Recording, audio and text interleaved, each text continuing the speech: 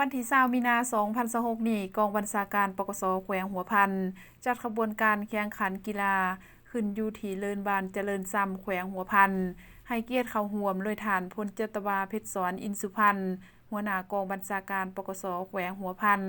มีบรรณาฐานคณะกองบัญชาการบรรณาฐานจากบรรณาหองออมข้างกองบัญชาการคณะรับผิดชอบกรรมการตัดสินตลอดฮอดนักกีฬาเข้าร่วมในพิธีคณะรับผิดชอบกีฬาและกล่าวเปิดขบวนการแข่งขันกีฬาในครั้งนี้ว่าการสร้างขบวนการแข่งขันกีฬาครั้งนี้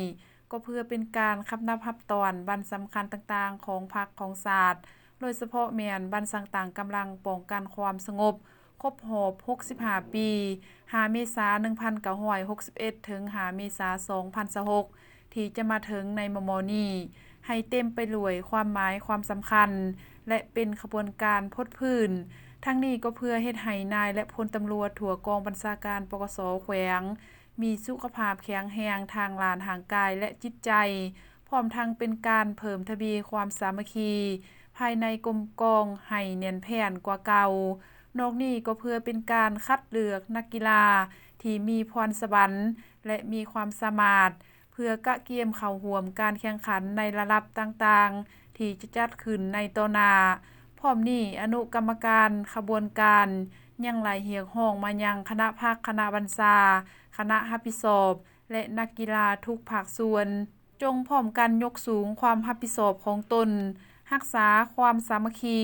รู้ไหลรู้เสียรู้ให้อภัยซึ่งกันและกันพร้อมกันสุมสติปัญญาเข้าในการแข่งขันในครั้งนี้ให้ปรากฏผลสำเร็จอย่างจบงามสำหรับประเภทกีฬาที่นำมาแข่งขันประกอบมี2ประเภทกีฬาคือกีฬาบานเตะทรายรางวัลที่1ได้รับเงินสด3ล้านกีบพร้อมขัน1หน่วยรางวัลที่2ได้รับเงินสด2ล้านกีบรางวัลที่3และ4รวมได้รับเงินสด1ล้านกีบและกีฬาเปตางยิงทรายรางวัลที่1ได้รับเงินสด1ล้าน5แสนกีบพร้อมขัน1หน่วยรางวัลที่2ได้รับเงินสด1ล้านกีบรางวัลที่3และ4รวมได้รับเงินสด700,000 กีบการแข่งขันจะไหลดำเนินนับแต่วันที่20มีนาถึง3เมษายน2026จึงสำเร็จ